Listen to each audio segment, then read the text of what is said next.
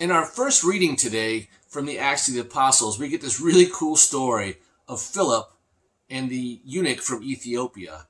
And what I love about this story is it offers us a three-part lesson on how to be the perfect disciple. Step 1, obedience to the call. Philip is rip-roaring to go wherever the Lord sends him. And in this case, he sends them on some deserted road from Jerusalem to Gaza. Only when we are rooted in prayer are we able to discern the will of God and hear God's voice calling us to do what God wants us to do. Step 2, present without being pushy.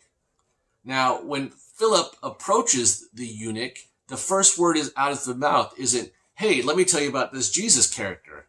He asks him a question. And in this question, a conversation begins. And through this conversation, trust happens. And it is only when people trust us do we earn the right to tell our stories.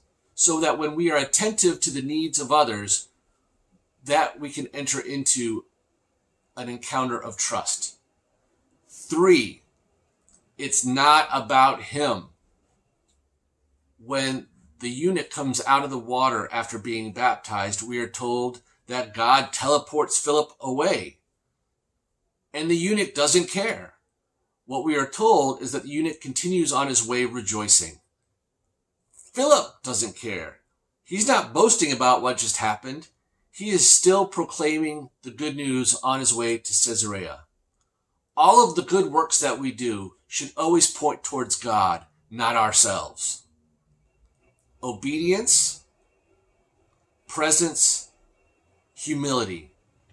When we cultivate these habits in our daily life, then God can work through us in amazing ways for the sake of the gospel.